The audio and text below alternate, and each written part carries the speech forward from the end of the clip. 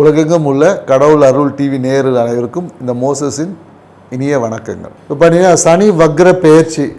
சனி பகவான் பார்த்திங்கன்னா இந்த ஜூலை மாதம் 13ஆம் தேதி காலையில் வக்ரம் அடைகிறார். அவர் எப்போ பார்த்திங்கன்னா இந்த நவம்பர் மாதம் வரையும் பார்த்திங்கன்னா இந்த வக்ரத்தில் இருப்பார். ஸோ இந்த வக்ரம் அடையும் போது என்னென்னாக்க இப்போ சனி பகவான் பார்த்திங்கன்னா கால புருஷ தத்துவத்துக்கு 12ஆம் இடத்துல இருக்கார். ஸோ 12ஆம் இடத்துல இருந்து அவர் என்னென்னாக்கா 11ஆம் இடத்தை நோக்கி நகர்வது போல் நமக்கு ஒரு இது இருக்கும். ஸோ அப்போ இந்த 11ஆம் இடம் என்ன லாப இடத்தை நோக்கி சனி பகவான் நகர்வதனால இந்த காலகட்டம் பார்த்திங்கன்னா மிகுந்த நன்மையை அளிக்கக்கூடிய காலகட்டம் சொல்லுவான்.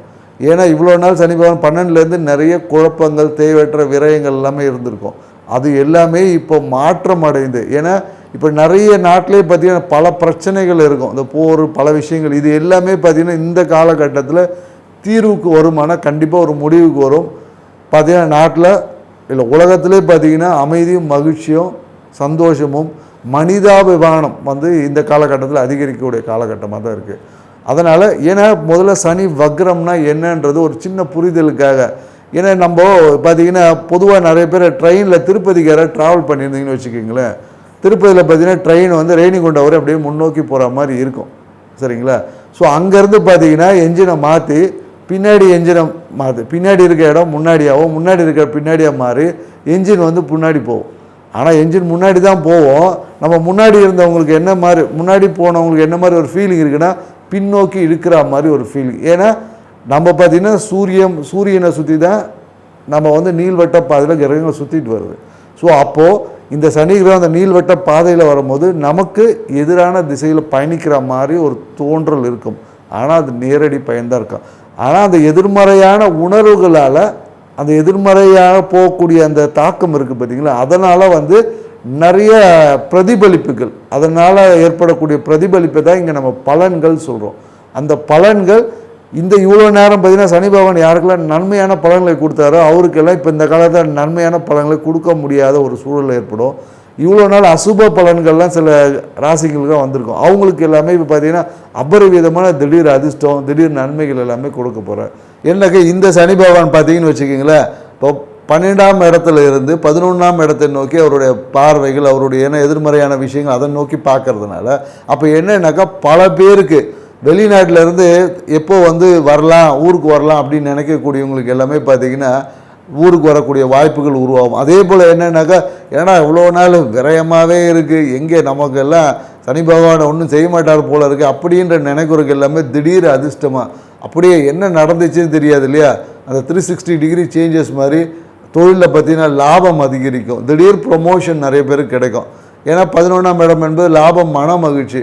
ஸோ எதிர்பார்க்காத நிகழ்வுகள் எல்லாமே திடீர் நடக்கும். ஆனால் அந்த விஷயத்திற்கான ஆற்றலை நம்ம ஏன்னா இப்போ ஒரு விஷயம் டாக்டர் ஆனோன்னா MBBS படிக்கணும் இல்லையா.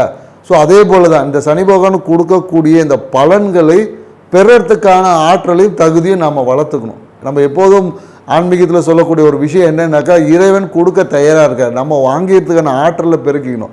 இப்போ என்னன்னாக்கா இப்போ நமக்கு ஒரு உதவித்தொகையே வேணும்னா பேங்க் அக்கௌண்ட்டில் தான் கவர்மெண்ட் போடுவார். பேங்க் அக்கௌண்ட்டே இல்லை எனக்கு கவர்மெண்ட் உதவித்தொகை கிடைக்கலன்னு சொல்ல முடியாது இல்லையா.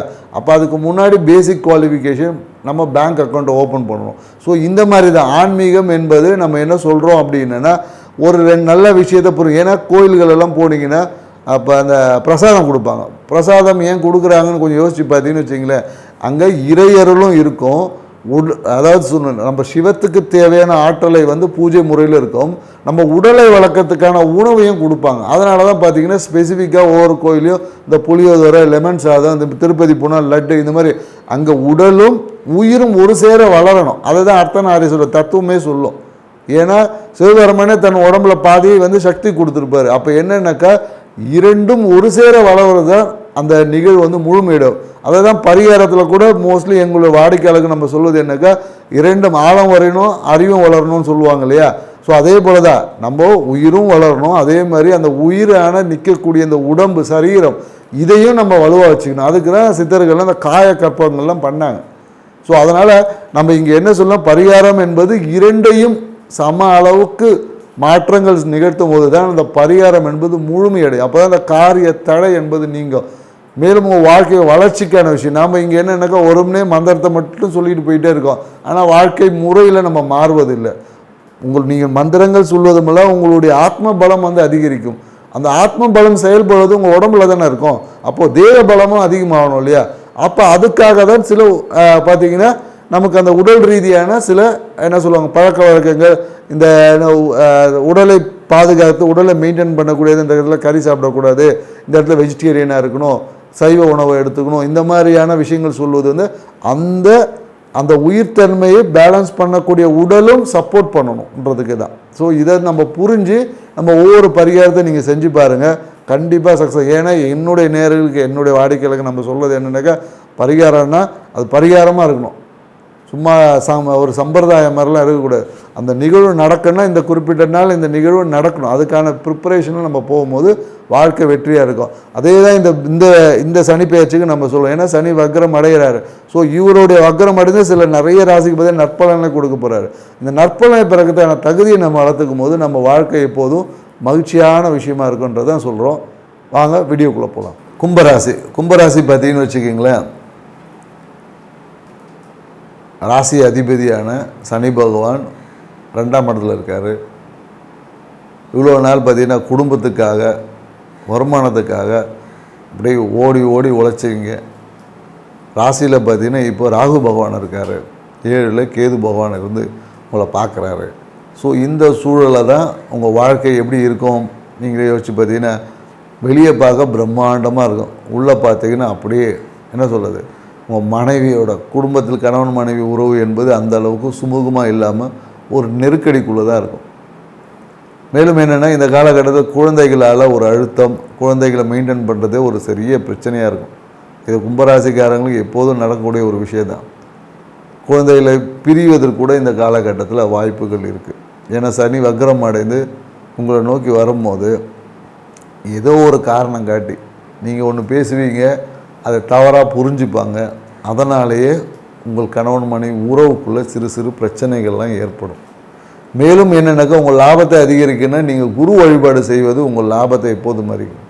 உங்கள் குழந்தைக்கு தேவையான நீங்கள் சர்வீஸ் செஞ்சீங்கன்னா, கும்பராசிக்காரங்க உங்கள் குழந்தையை பாதுகாத்தல் இல்லை குழந்தையை மெயின்டைன் பண்ணுறதே உங்கள் வாழ்க்கையில் இரட்டிப்பு லாபத்தையும் மகிழ்ச்சியும் பெற்றுத்தரக்கூடிய காலம். ஸோ இப்போன்னு கிடையாது, கும்பராசிக்காரங்களுக்கு எப்போதும் செய்யலாம். நீங்கள் எந்த சாமியை கும்பிடுங்க, கும்பிடாமல் போங்க, நீங்கள் வெறுமனே உங்களுடைய குழந்தைகளை மட்டும் பராமரிச்சுட்டு வந்தாவே உங்கள் வாழ்க்கை வேறு லெவலாக மாறிடுங்க. ஆனால் இந்த காலகட்டத்தில் என்னென்னாக்கா, தேவையற்ற விஷயம் நீங்கள் ஏதோ ஒன்று பேசுகிறேன்ற பேரில் சொல்லுவீங்க, அதுவே பிரச்சனையாக மாறிடும். உங்கள் பேச்சே இப்போ பிரச்சனையாக இருக்கும். கணவன் மனைவி வந்து அவ்வளோ சீக்கிரம் ஒன்றா இருக்க முடியாது. ஒன்றா இருக்கும்போது சண்டை போட்டுப்பாங்க, கொஞ்சம் தள்ளி நின்னா அவ்வளோ ரொமான்ஸ் பண்ணிப்பாங்க. ஸோ அப்போ இந்த காலகட்டத்தில் என்ன, கொஞ்சம் தள்ளி இருப்பதே நல்லதுன்னு நினச்சிக்குங்க. இல்லை உங்கள் வாழ்க்கை துணை உங்கள் அம்மா வீட்டுக்கு போகிறாங்களா, வாரத்துக்கு ஒரு வாட்டி, இல்லை நீங்கள் எங்கேயாவது வெளியூர் ஏதாவது வேலை வாய்ப்பு இருந்தால் வெளியூரில் அங்கேயே தங்கி அங்கேயே இருந்து வேலை செய்வது சிறப்பான ஒரு விஷயமா இருக்கும். அப்போ வந்து அந்த கணவன் மனைவிக்குள்ளே சண்டை மாறி அதுவே ரொமான்ஸாக மாறிடும். ஒன்றா இருந்தால் ஒரு வாரம் தாங்க முடியாது, அவ்வளோ ஒரு நெருக்கடிக்குள்ளே தான் உங்களுடைய அந்த உறவு என்பது இருக்கும். ஸோ அதனால் கொஞ்சம் இந்த விஷயத்தில் யோசி. அப்படி இல்லைன்னா 2 காதையும் மூடிக்கணும், வாயையும் மூடிக்கணும். இப்படி இருக்க முடிஞ்சால் உங்கள் வாழ்க்கை இன்னும் சுமூகமாக இருக்கும். மேலும் என்னென்னாக்கா, இந்த காலகட்டத்தில் புதிய திருமணத்துக்காக காத்திருக்கக்கூடிய நிறைய கும்பராசிக்காரன் திருமணத்துக்கான வாய்ப்புகள் இருக்குது. ஏற்கனவே வந்து திருமணம் ஏதோ ஒரு காரணம் தள்ளி போயிருக்கோம், இல்லை தடைப்பட்டிருக்கோம், அந்த நிகழ்வுகள்லாம் இப்போ நடக்குமானா கண்டிப்பாக நடக்கும். அதே போல் என்னென்னாக்கா, குழந்தை பாக்கியம் என்பது இந்த காலகட்டத்தில் கொஞ்சம் மருத்துவ விரயத்துக்கு அப்புறமா தான் கிடைக்கும்.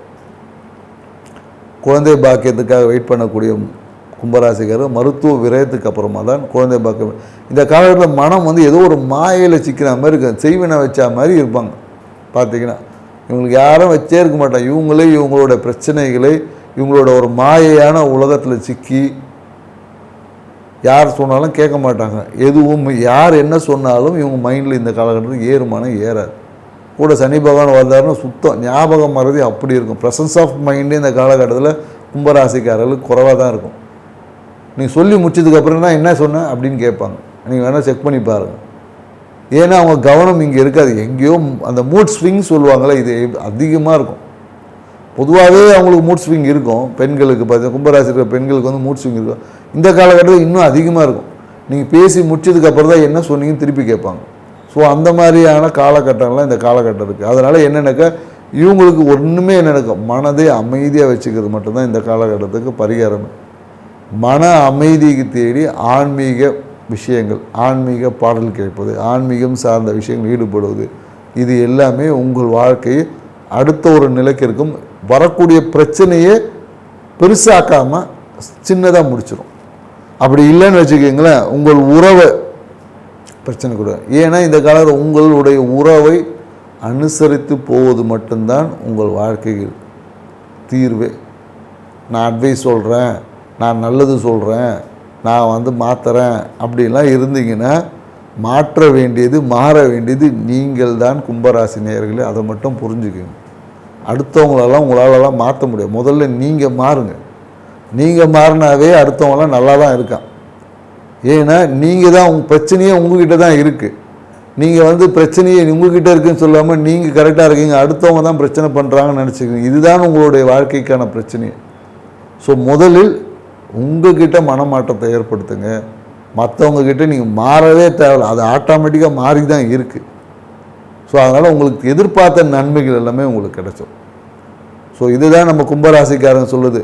இல்லைன்னா நல்ல யோகா, மன அமைதி பெறதுக்கு என்ன பண்ணணுமோ அதை பண்ணுங்கள். ஏன்னா ராகு பகவான் உங்கள்கிட்ட பார்த்தா ஜென்மத்தில் இருந்து உங்கள் மன அமைதி இல்லாமல் பண்ணிவிடும். நீங்கள் என்ன தான் கண்ணை மூடினாலும் கற்பனை வரலும் அப்படி இருக்கும். அது எதாச்சும் ஒரு விஷயங்களை இமேஜின் பண்ணி, ஓவர் இமேஜினேஷன் பண்ணி உங்கள் மனம் எந்த ஒரு செயல்பாட்டுக்குள்ளேயும் போகக்கூடாது. அதனால் இந்த காலகட்டத்தை நீங்கள் எதிர்கொள்ளணும். உங்களுக்கு ஒரே ஒரு மருந்து மன அமைதி. மன அமைதியை தேடி உங்களுக்கு எது மன அமைதியை தருமோ அதுதான் உங்களுக்கான பரிகாரம். வாழ்க்கை துணையை அனுசரித்து போவது பரிகாரம். ஏன்னா நீங்கள் இது அமைதியாக இருந்தாலும் உங்களுக்கு தேவையான, ஏன்னா கும்பராசிக்காரங்க அவ்வளோ சீக்கிரம் பொருளாதார பிரச்சனையே வராது. ஏன்னா இவங்க குழந்தைகளோட ஃபோட்டோவை உங்கள் டிபியில் வச்சு பாருங்கள், கண்டிப்பாக பணம் வர வந்துட்டே இருக்கும். ஏதோ ஒரு ரூபத்தில் பணம் வர வந்துடும். பிரச்சனையே உங்களுடைய மூட் ஸ்விங்கும் உங்களுடைய மனத்தில் இருக்கக்கூடிய எண்ணங்கள் மட்டும்தான். அதை சரி பண்ணாவே உங்கள் வாழ்க்கை சிறப்பாக இருக்கும். நன்றி, வணக்கம். கடவுள் அருள் டிவியை பார்த்தமைக்க நன்றிகள். மேலும் இது போன்ற தகவல்களை தெரிந்து கொள்ள கடவுள் அருள் டிவியை சப்ஸ்கிரைப் செய்யுங்கள். மறக்காமல் பெல் ஐக்கானை கிளிக் செய்யுங்கள்.